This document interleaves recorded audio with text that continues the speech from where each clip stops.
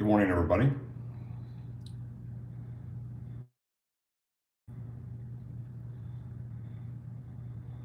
It's up early, yes. Good morning, Blue Shed. Have a major hurricane on the way. Charlie 2.0. Might think about that.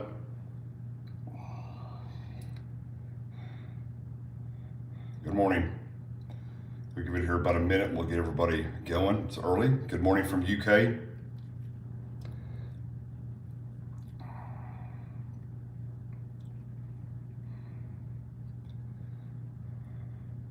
We start in about 30 seconds here. That hurricane is a major hurricane crossing Cuba this morning. Good morning. Hello, DC. Yeah, looking bad for Tampa southward, yes. About 15 seconds. Good morning, Miami. Watch out for the tornadoes down there today, this afternoon, Miami, that area. Thank you for the nice comment there. Jacksonville, good morning. Watching Central Florida, yep, here for Charlie. I remember, I was there. Tampa Bay, yep. We'll have some news for everybody. I wish I had better news this morning to share with everybody, but I don't. It's gonna be pretty grim. Okay, here we go. So we're gonna start the stream now and talk about what's coming.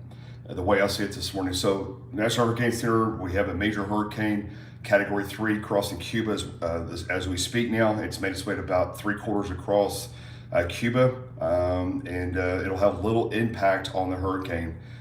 As we get offshore later today or this afternoon, or actually probably late this morning, the hurricane will resume its intensification process and expect Category 4 probably by later today, early this evening, as it tracks off to the northeast.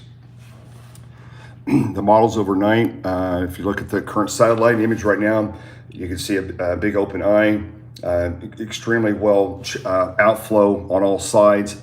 It's very well ventilated. It looks very impressive on satellite. We've had tornado warnings overnight in the Keys, Marathon, and we've got very intense outer bands. We're going to have a fair amount of significant tornadoes later today, this afternoon, up in southern and central Florida, all the way from Orlando all the way down Fort Lauderdale, Miami, the Keys. They're going to have quite a few tornadoes today. So it's almost not quite a tornado outbreak for South Florida, but not far from it. There will be some significant tornadoes today, not only water spouts, but damaging tornadoes inland today. I've looked at several high-res our tornado-type models, and they're very robust with intense supercells with long-track tornadoes today, possibly in southeast and south central Florida. That's going to be a big concern.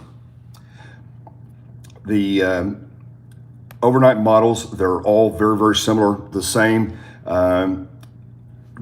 Depending on which model you look at, GFS, Euro, they're all very, very similar in the same general area.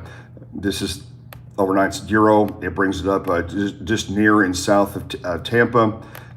All the other models, ICOM model, the H-Wharf, ICOM model is a little bit more aggressive, taking it a couple of counties south of here, north of Fort Myers.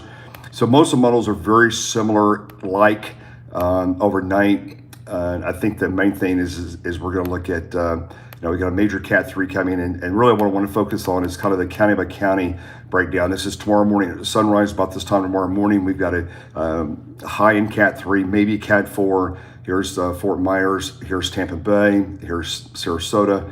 And of course, this is this is 10 meter winds, so this is surface.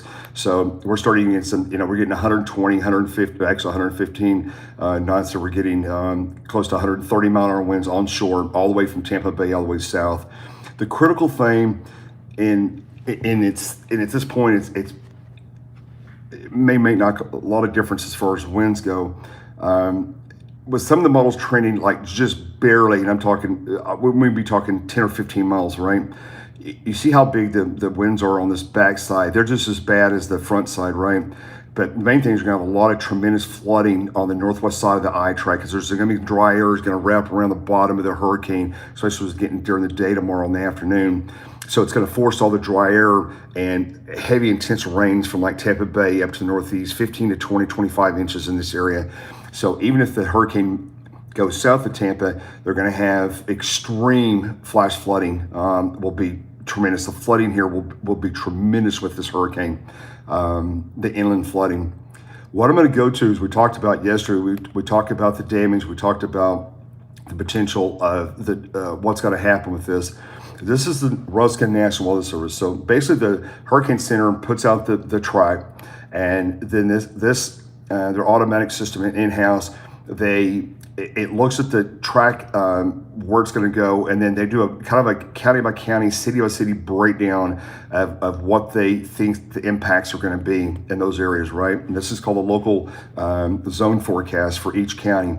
So in Pinellas County, where yesterday we thought was basically going to be the eye of the hurricane, and it still is going to be very close to them and south of them, St. Petersburg, Clearwater, and Largo. I just want to read you a couple of these cities because this is extremely sobering this morning. This is what my fear was really since Sunday. I've been talking about this area unfold here. So we're talking about equivalent category 2, wind gusts 85 to 105, gusts to 130 miles an hour, which would be more like a 3. The main thing is that it planned for extreme wind equivalent to hurricane 3 force or higher, so we still could have a 3 or 4 coming on shore. Complete your preparations this morning. Get ready to, because the hurricane's on its way. We'll have tropical storm conditions later today. The remaining efforts to protect life and property should be urgently completed. Prepare for catastrophic wind damage. Prepare for catastrophic wind damage. Okay. This is the Pinellas County area. I'm going to go real slow here so people understand this. Structural damage to sturdy buildings with some complete roof and wall failures. Complete destruction of mobile homes. Damage greatly accentuated by large airborne projectiles like massive flying debris, sheet metal, telephone poles, roofs. Location will be uninhabitable for weeks or months. I'll say this again. I talked about it yesterday, and I saw comments online. People thought I was hyperpoling. It wasn't going to be that bad. I'm going to read this again from the Weather Service. This is a city-by-city breakdown. Damage will be accentuated by large airborne projectile. Locations may be uninhabitable for weeks and months. In other words, at the core of the hurricane, if you're in that 25, 30-mile circle around the eye where the max winds are, you're going to have catastrophic damage. Numerous trees, large trees uprooted, snapped, fences, roadway signs blown over. Many roads will be impassable from large debris, more within the urban areas. In other words, if you get in Tampa, you get in heavier, bigger metropolitan areas, you're going to have heavier damage and a lot of debris on the roads, right? Heavily wooded areas, places, many bridges and causeways and access routes will be impassable. So when this hurricane starts, even before it starts and you get the tropical storm force winds, you're going to start bringing down trees and power lines, and then your roads are going to get trapped, right? You're not going to escape this at the last minute tomorrow morning at 8 o'clock and decide, hey, I better leave now. It looks really bad. You got to leave. You got to leave this morning in these areas I'm talking about. Widespread power outages, communication outages. So if you're going to communicate with somebody out of town, you need to do that this morning. You need to do this today. Do not wait till tomorrow to tell people what your plans are, where you're going. You've got to do this today, because chances of you getting out on the cell phone, if you're in these affected areas, once this hurricane starts and you start losing possibly fiber optic lines to cell towers, things start coming down. A lot of cell towers have backup battery on them for a certain amount of time, 6 hours, 12 hours, 24 hours. But a lot of them, as soon as you start losing fiber communications, like I did at Hurricane Michael in the Panhandle, as soon as that fiber was cut, I was right at the beginning of the hurricane. We had no communications, right? But today I've got 3 backups to communicate. Good morning from Australia. Storm surge, we're expecting 7 to 10 feet above ground, 7 to 10 feet above ground. Somewhere in surge prone areas beginning on Wednesday morning. They're talking about the areas flooding, life-threatening storm surge about 9 feet above ground.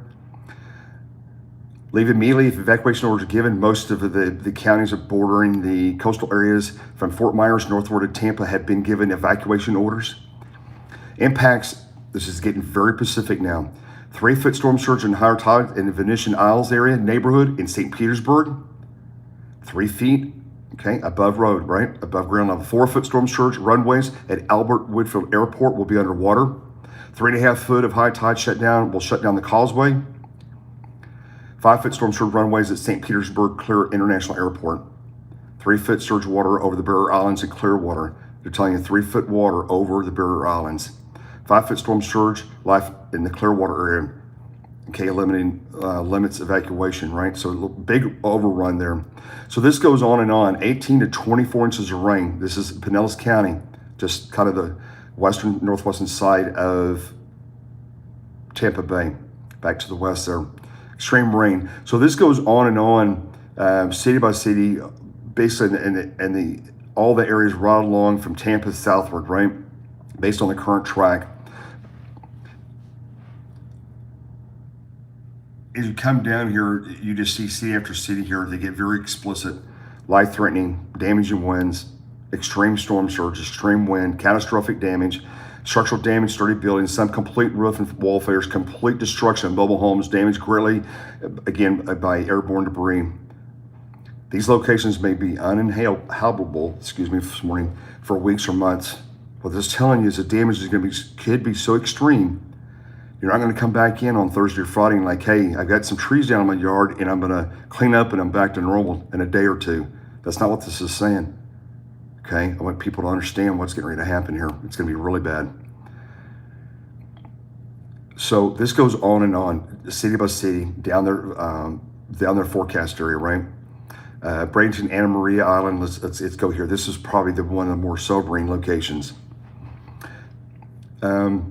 Category 3 winds, peak winds 100 to 120, gust to 145. Folks, if you've never been in 135 to 145 mile an hour wind gust, it is unbelievable. And when you see rules come off at one swoop with these kind of gusts, it is unnerving to sit to watch it. It's extremely unnerving. You don't want to be in your houses and mobile homes. You do not want to be in high rises. And let me spend a few minutes on that. If you're in a condo and you're in a high rise, let's say, fine, I'm up 3 stories, 5 stories high, and I live in a condo over here in Tampa Bay area. And there's a lot of condos, right? High rise buildings in this area. Yes, they've been hurricane fortified. Yes, they're supposed to withstand a Cat 3 or Cat 4, Cat 5 hurricane.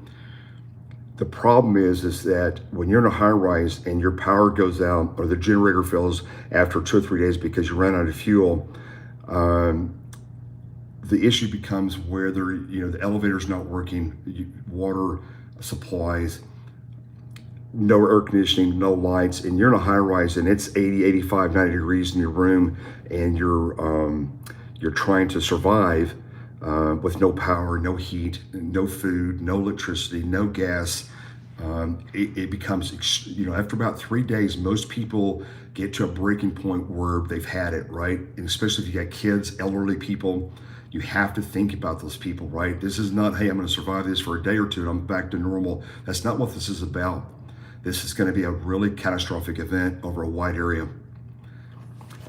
So, Bradenton, Anna Maria Island, 145, basically life-threatening storm surge, life-threatening damage, category 3 or higher possible, right? So this is kind of the south. Structural damage, sturdy buildings, some complete roof wall failures, complete destruction of mobile homes, damaged greatly. Again, uninhabitable for weeks or months, right? So as we go, this is, by the way, real close to the eye wall. This is in the eye wall. That's why the wording is extreme. 3 to 6 foot of water, Manatee. It's going to come all the way 4 foot of storm surge above high tide begins to flood homes near Interstate 75. Look on a map, people, on Google Map. I'll show you that 4 foot storm surge, Manatee River on Interstate 75. That's one of your major north-south roads across western Florida. That's your escape route right here. Okay, the water's going to be over the interstates. Okay. Also, it's going to surge across Port Manatee on US 41. That goes down to from Tampa Bay area on south down to Sarasota. Those roads will be underwater, right? So this is kind of like city by city breakdown of what the impacts they expect based on current hurricane track. Okay. Venice, Sarasota, Englewood, Category 2, still gust 140, a little bit less than up north. Again, extreme damage, extreme flooding, storm surge. It repeats over and over again all the way down the coast, okay? If the hurricane decides to take more of a southerly track, I'm talking 10 or 15 miles from the current NHC forecast track, okay? I'm using 850. It's 10 meter winds, 10 meter winds here, which is surface, okay? What I'm trying to show you here is basically most of the models are in the kind of the same area. It comes in the Cat 4, Cat 3, and it kind of approaches here as we get into early tomorrow morning. I've got hurricane force winds onshore. Fort Myers coming up through south of Sarasota, coming into Tampa here, right? So as the morning goes on, as you look at the land, the hurricane could be right up here, it could be right here. It's just in this general area, right? We can't get site specific. I'm watching radar continuously. I'd encourage you to watch the Key West radar today. You can see the eye on the radar out of Key West in the Keys. Look at the radar from National Weather Service in the Keys. You can see the eye. You can watch the progression of the eye. And basically, I'm going to be, the models after overnight runs, I'm not going to look at the rest of the models today. I don't care about the models after this morning. I don't care what they show. Okay, it's 100% about radar. What does the satellite show? What is the hurricane? What is the radar? Where's the eye? That's all I need to see on the radar. It's live data. I don't care what the models think. I know all you got to do is watch the radar. Today, tonight, tomorrow morning, you know where it's going to go, right? Just watch the radar. Radar, to me, it's the holy grail for landfalling hurricanes. That's all I need to see, right? So the reason I want to spend a minute or two just on this, and again, I'm not going to say this is going to verify. The actual Hurricane Weather Service has got it kind of the Cat 3 right here. You know, this is 10 or 15 miles here. We're cutting hairs here, right? But what I want to show you here is there could be some good news for Tampa Bay, but I'm not going to tell you there's good news yet until we see what happens tomorrow morning.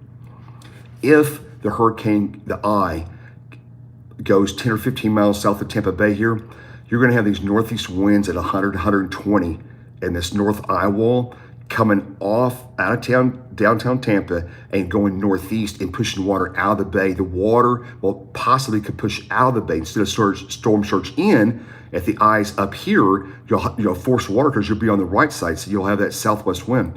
But if it goes in just south of you, 10 miles south of Tampa Bay here, you're still going to have tremendous flooding, inland flooding from the hurricane eye wall, and your damage will probably potentially be worse. And I'll try to explain that in a minute. But this shows that potential that the storm surge may be less. It's still going to be bad, but you're going to have tremendous flooding on this northwest eye wall, and I'll show you that in a minute. But your damage will increase, but you'll have offshore flow. So maybe this back area may get spared. Maybe not quite as deep as they're currently forecasting if the eye goes south of you. Some of the models are saying it's going to be a really, really, really close call, whether it goes through the bay here, north side of the bay, south side of the bay, or just south of the bay. Most of the models are clustered very tightly in this general area, basically where the Hurricane Center has a Cat 3 about right there, okay? It's a super close call. So you're going to, and one of the things that you look at, and this gets kind of complicated a little bit. One of the things, this kind of shows it pretty good actually.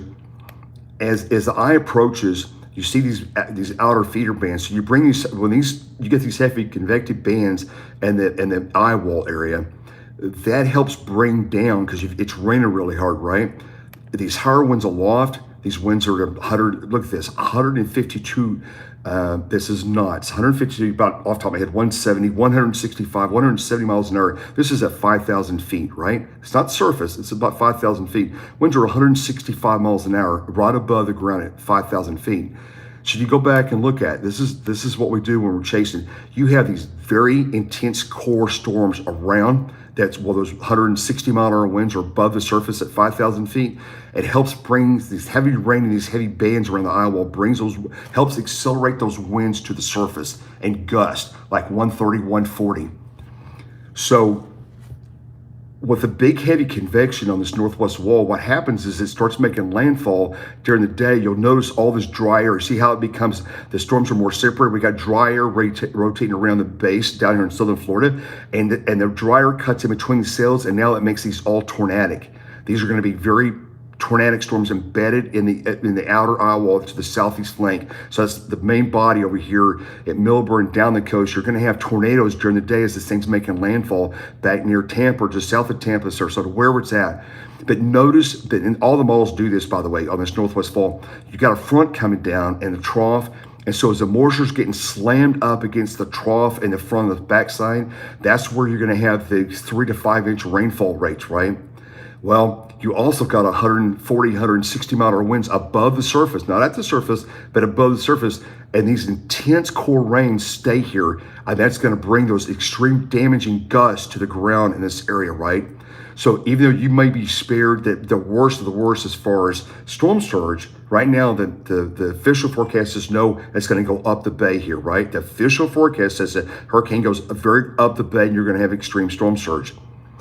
If it goes another 10, 15 miles further south, the storm surge will be less, but your damage is probably going to increase because you're going to be in the north eye wall in these very intense heavy bands. So the flash flooding up here will be enormous. Again, I do not want to underestimate the inland flash flooding on this is going to be catastrophic flooding all the way inland, right? But five storm surge along the coast here, the inland flooding up here will be enormous as this comes northeast, right?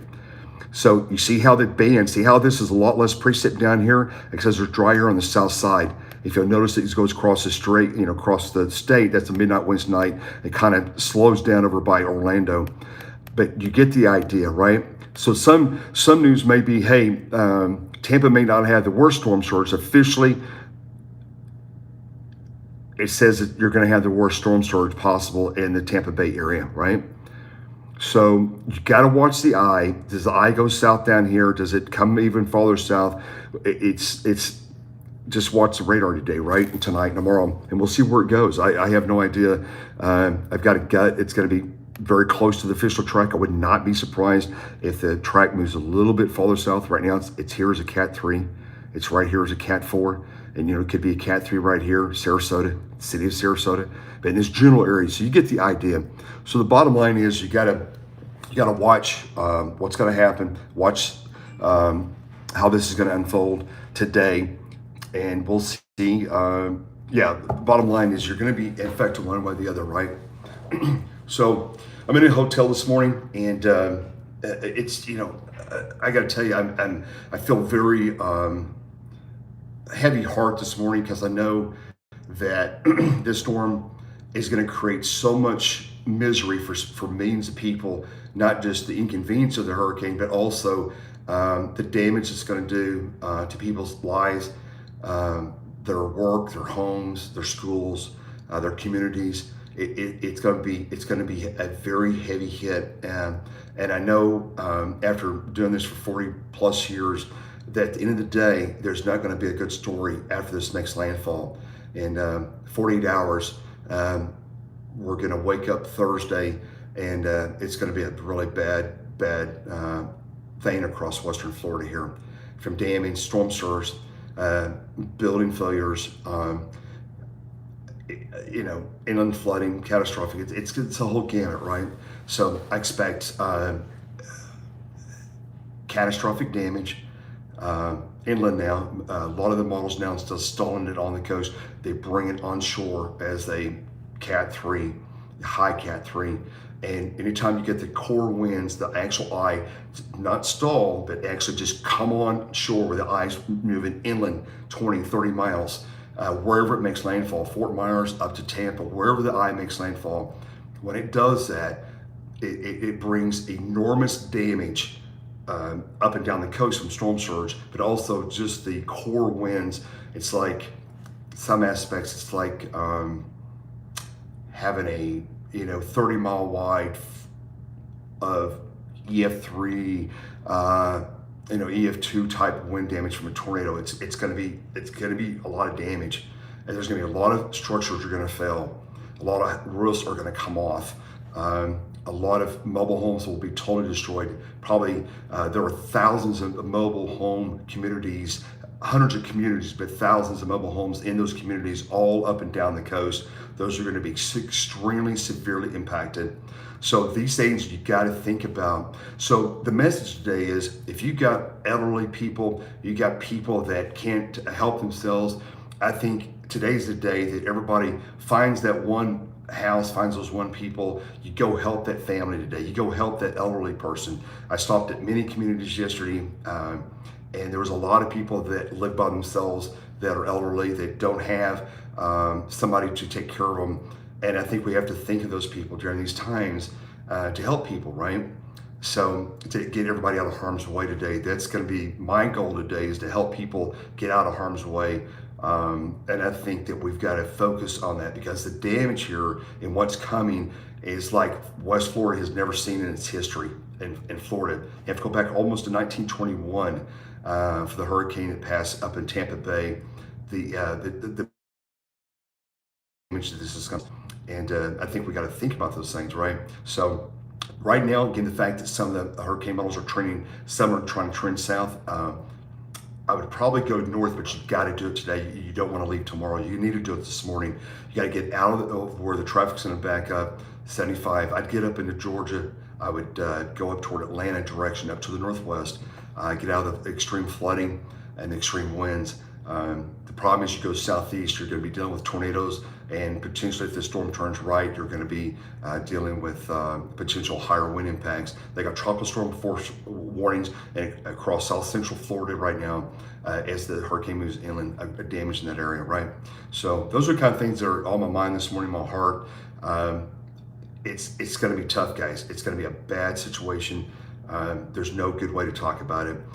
If you're in evacuation zone, storm surge, if you're near a river, if you're near a creek, if you live in a mobile home, if you live in an apartment complex, second, third stories, I would get out of all those structures. I would do it this morning, and I would get into a secure facility. I think you'll have tropical storm force winds down in Miami, in that area. Hurricane threat, I don't think a hurricane's gonna go to Miami, but you gotta look at you gotta look long term. When you take out the power to potentially millions of people across western, central Florida, maybe even southern Florida, you can't get in the car after the hurricane on Thursday or Friday, right? As it winds down, it'll spin down. It'll take a while to cross the state and to unzipper, to like the winds come down, and it'll still be 70-mile-an-hour gusts probably on Thursday as it slowly winds down. We're not going to be able to get in our car and drive 2 or 3 miles. Oh, there's a gas station. Oh, they got power. You might find a few of those, probably not many on the West Coast. And so if the conditions after the hurricane, are, in my opinion, are even more severe than the hurricane itself, because of just, like I said, gas stations are closed. You got to have cash, right? Stores are closed. There's no food or water. There's no electricity. If you're stuck in a house, or if the house is damaged, getting help to you is going to be extremely difficult for fire department, rescue, Coast Guard. I'll speak to that for a second. I've talked to many emergency personnel across the state, on the local level and federal level. There's multiple states are responding. They've got teams, high water rescue. There's many high water rescue boats en route to Florida now. They were as of yesterday, from multiple states, including Texas, Georgia, Alabama. There's many rescue teams on the way. It takes days after the hurricane to get in these extremely affected areas. The storm surge, if you've never seen a storm surge, and you got buildings collapse and things pile on top of you, and you got this debris line all on the coast, where you may have debris 10, 15, 20 foot high, where all the debris and everything pushes on shore, and you got to search through that debris for people. It's an extremely tough situation. It's not pretty, and it's a very tough, very slow going. So I would.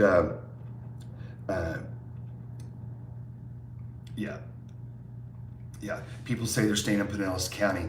I can tell you from all my years of hurricane chasing and tornado chasing. If I'm anywhere in Pinellas County, I know the outer edges of Pinellas County floods really bad, and the storm surge in the centers of Pinellas County are a little bit higher elevation. I would not stay in Pinellas County. Let's say you survive. Let's say your house, as a gentleman just said, I've got a brick home. I'm rated 125. I'm going to stay in Pinellas County. Well, that's your decision. But when there's no power and there's no electricity, and you don't have water, and high probability you're not going to have any cell communications once the infrastructure and those things lose juice, you know, the battery back up and the generators go down after 24 hours, then it is a total different game. Do you want to put your family and yourself at risk? Because I'm telling you, wherever that core eye comes across, both north and south, you could be months before power's back on. And that's even if your building isn't even allowed to have power turned back on, because you got the roof off or the wind is blown in and you got water in your home and you got mold growing, right? And days after the hurricane. Guys, this is going to be like no other. I said it 2 days ago. I said it yesterday hard. I'm going to say it again. This is going to go down as the worst disaster in Florida's history on the West Coast. There's no other way to tell you this. It's going to go down as the worst disaster on the West Coast of Florida, its history. And the damage is going to be catastrophic up and down the coast, from Fort Myers all the way north of Tampa, and then inland as you have inundation, the flooding, and the wind damage, right? This is going to go down as the worst disaster in West Florida's history. I'm saying it, I own it. I've been telling you for 3 days now, it's coming. It's coming, it's coming, it's gonna get here in 24 hours. You got to get out today. There's no other way to tell you guys this, right? I'm pleading with you, gotta leave today, okay? It's gonna be bad, really bad. That's it, guys. I don't know how else to tell you. I'm gonna hang in the area, Tampa, Sarasota, this area. I'm gonna watch the radar all day, all night. I'm gonna get ready for the hurricane. We'll try to start continuous coverage very close to daybreak tomorrow morning. I think shortly, 6 a.m., 7 a.m., I think we're gonna have hurricane force winds onshore, if not sooner, and the damage is gonna commence.